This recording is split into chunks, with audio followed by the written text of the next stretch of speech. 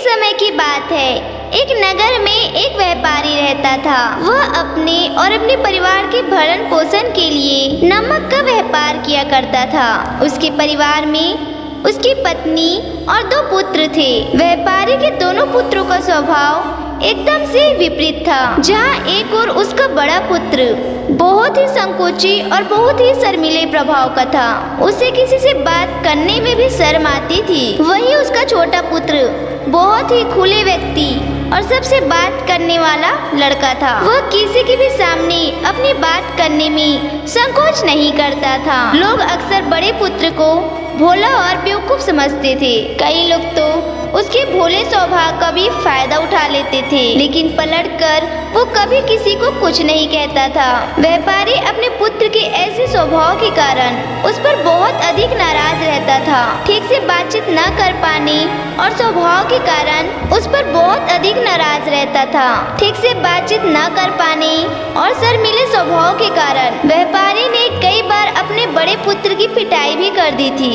हालांकि उस पर बार बार गुस्सा करने और पीटने की वजह से व्यापारी के बड़े पुत्र का स्वभाव सुधरने की बजाय और बिगड़ गया था। अब शर्म और संकोच के साथ साथ उसके अंदर डर भी बैठ गया था।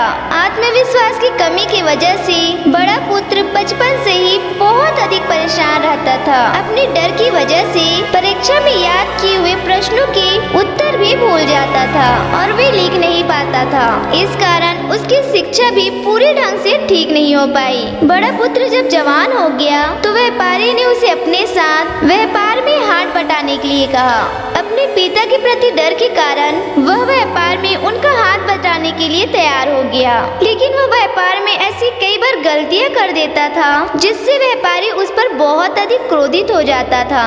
एक दिन की बात है, व्यापारी किसी काम से शहर गया हुआ था और उस दिन दुकान पर उसका बड़ा पुत्र बैठा हुआ था। तभी कुछ लोग आए और उन्होंने बड़े पुत्र से कहा कि हमें तुम्हारे पिता ने भेजा है और उनका यह संदेश है कि इस समय दुकान में जितनी भी नमक की बोरियां रखी हुई है वो सब हमें दे दो। तुम्हारे पिता ने नमक की सभी बोरियों को शहर मंगवाया है। व्यापारी का पुत्र उनसे प्रश्न पूछने का हिम्मत जुटा ही रहा था कि वो दोनों आदमी दुकान के अंदर घुस गए और जितनी भी नमक की बोरियां रखी हुई थी उन सबको अपनी घोड़ा गाड़ी में रखा और लेकर जाने लगे। व्यापारी के पुत्र ने उन्हें रोकने का बहुत प्रयास किया, लेकिन संकोच और डर के कारण वह उनसे कुछ कह नहीं पाया। उसने मन ही मन सोचा कि अगर मैं इन्हें नमक ले जाने से रोकता हूँ तो पिताजी मुझ पर नाराज होंगे। कुछ दिनों बाद जब व्यापारी शहर से वापस आया तो दुकान को खाली देखकर उसने अपने पुत्र से पूछा,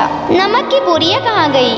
ये दुकान इतना खाली खाली क्यों है? तब बड़े पुत्र ने सहमी हुई आवाज में कहा कि कुछ लोग दुकान पे आए थे और उन्होंने मुझसे कहा कि आपने नमक की सारी बोरियों को शहर मंगवाया है और वो दुकान की सारी बोरियों को निकाल कर लेके चले गए। यह सुनते ही व्यापारी ने अपना सिर फोड़ लिया और उसे दुकान से धक्का मारकर बाहर निकालते हुए कहा, मंद बुद्धि, तुम मूर्ख का मूर्ख ही रह जाएगा। वे लोग तुझे बेवकूफ बनाकर सारा सामान ले गए। तुमने मेरा बहुत भारी नुकसान करवा दिया। अब यहाँ से तू चला जा और घर वापस कभी मत आना। अगर तू वापस आया तो मैं तुझे मार मार कर तेरी खाल उतार दूंगा। व्यापारी का पुत्र इस घटना से बहुत दुखी हुआ। एक बार फिर उसकी संकुचित स्वभाव की वजह से उसके पिता उस पर और अधिक नाराज हो गए थे और साथ ही व्यापार में इतना भारी नुकसान हो गया था। उस समय नगर के कई लोग व्यापारी के पुत्र पर हंस रहे थे और उसका मजाक उड़ा रहे थे, जिससे उसे खुद पर बहुत अधिक शर्मिंदगी फील हो रही थी। यही वो समय था कि उसने मान लिया कि उसका कुछ नहीं हो सकता। वह मूर्ख का मूर्ख ही रह जाएगा और समाज में रहने वाले लोग के साथ कदम पर कदम नहीं मिला पाएगा। यह सब सोचता हुआ व्यापारी का पुत्र नगर से बाहर आ गया और एक नदी के किनारे बैठकर खूब रोया। गहरे पानी को देखकर उसके मन में विचार आया कि अब उसके जिंदा रहने का कोई फायदा नहीं है। उसने निश्चय कर लिया कि आज इस नदी में डूबकर वह खुद को समाप्त कर लेगा। असफल जीवन जीने से अच्छा है कि वो खुद को समाप्त कर ले। उसने जैसे ही नदी में छलांग लगाई और डूबने लगा तो उसी नदी में स्नान कर रहे एक बौद्ध भिक्षु ने उसे बचा लिया और नदी से निकालकर बाहर ले आए। व्यापारी का पुत्र बौद्ध भिक्षु पर नाराज होने रोने लगा और कहने लगा कि आपने मुझे क्यों बचाया? मैं इस असफल जीवन को जीना नहीं चाहता। बौद्ध भिक्षु ने उसे समझाते हुए कहा कि जीवन एक ही बार मिला है, तो अगर तुम जीवित ही नहीं रहोगे तो असफलता को सफल कैसे करोगे? तब व्यापारी के पुत्र ने कहा कि मेरे जीवन में बहुत अधिक समस्याएं हैं और ये समस्याएं मेरे शर्मीले और संकोची की वजह से हैं। मैंने अपने डर और संकोच की वजह से अपने पिता का भारी नुकसान करवा दिया है। मैं एक अच्छा पुत्र नहीं हूँ। अपने भयभीत स्वभाव के कारण मैं ठीक से शिक्षा भी ग्रहण नहीं कर सका। सारे नगरवासी मुझे मूर्ख समझते हैं। क्या किसी मूर्ख को इस दुनिया में जीने का अधिकार है? तब बौद्ध भिक्षु ने कहा कि तुम्हारे इस प्रश्न का उत्तर तो मेरे गुरु ही देंगे। चलो मैं तुम्हें अपने गुरु के पास ले चलता हूँ। व्यापारी के पुत्र ने कहा कि मैं किसी से बात नहीं करना चाहता। आज वह अपना जीवन समाप्त करके ही मानेगा। किंतु बौद्ध भिक्षु के बार बार समझाने पर वह उनके साथ चलने और उनके गुरु से मिलने के लिए तैयार हो गया। बौद्ध भिक्षु व्यापारी के पुत्र को आश्रम की ओर लेकर गए। वहाँ पर व्यापारी के पुत्र ने देखा कि एक महात्मा पेड़ के नीचे ध्यान अवस्था में बैठे हुए हैं। तभी बौद्ध भिक्षु ने उस महात्मा की ओर इशारा करते हुए कहा, ये हमारे गुरु गौतम बुद्ध हैं। दोनों ने गौतम बुद्ध को प्रणाम किया। बुद्ध ने उत्तर में एक मुस्कुराहट के साथ अपना हाथ उठा दिया। वह नौजवान वहीं पर बैठ गया और बुद्ध को देखकर जोर जोर से रोने लगा। गौतम बुद्ध ने उससे रोने का कारण पूछा। तब उसने कहा कि अब आप ही मेरी आखिरी उम्मीद है। यदि आप मेरी समस्या का समाधान नहीं करेंगे तो मेरा यह जीवन समाप्त हो जाएगा।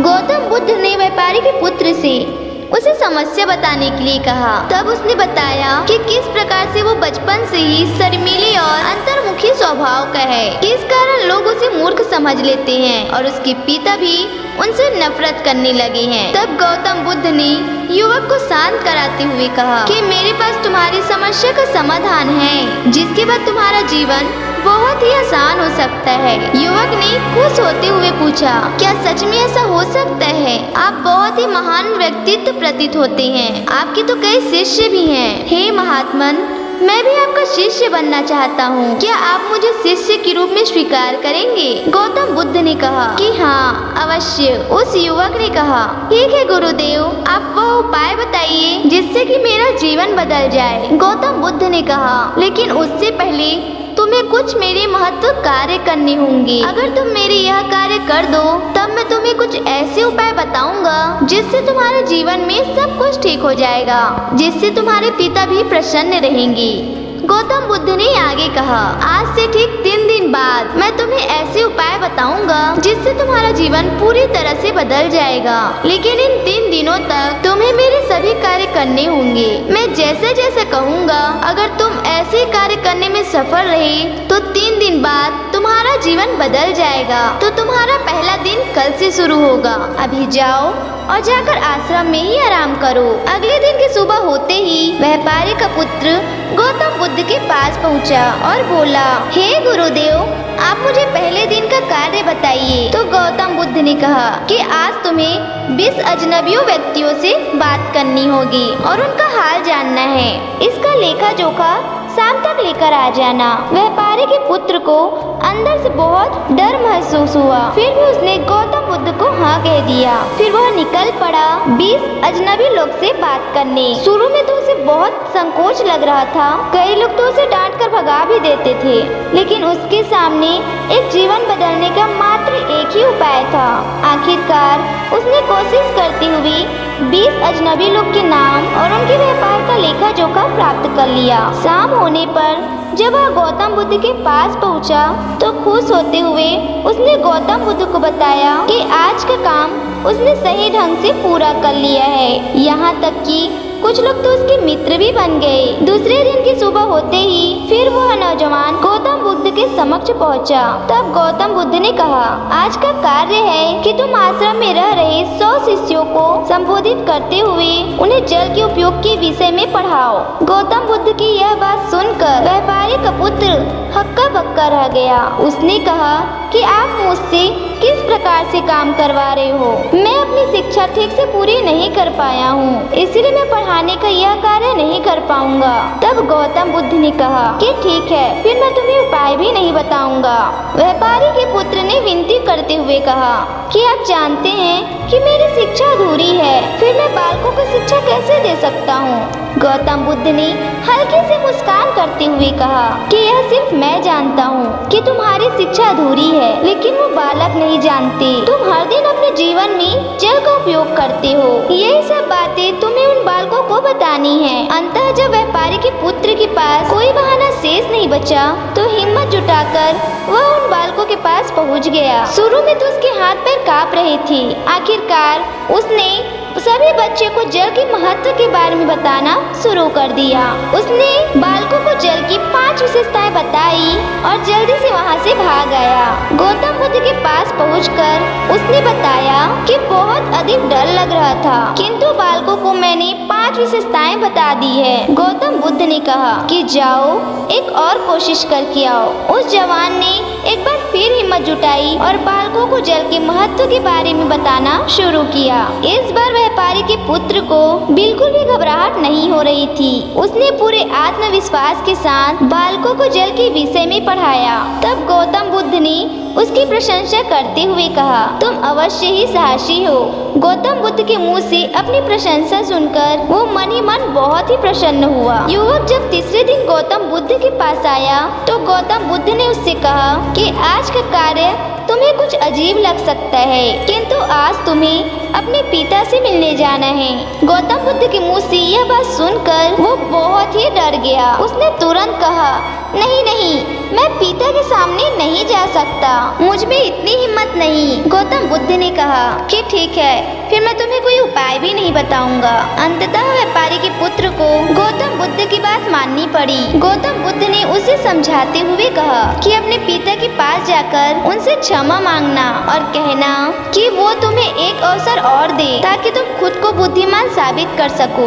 गौतम बुद्ध के कहे अनुसार उस युवक ने पूरे आत्मविश्वास के साथ अपने पिता का सामना किया और उनसे क्षमा मांगी। आखिरकार व्यापारी ने अपने पुत्र को क्षमा कर दिया और उसे और एक अवसर देने के लिए तैयार हो गया। व्यापारी का पुत्र गौतम बुद्ध के पास आया और उस उपाय के बारे में पूछने लगा जिसे गौतम बुद्ध ने 3 दिन बाद बताने का वचन दिया था। तब गौतम बुद्ध ने मुस्कुराते हुए कहा कि तुमने स्वयं ही अपना उपाय खोज लिया है। तुम किसी से बात नहीं कर पाते थे, संकोची और शर्मीले थे।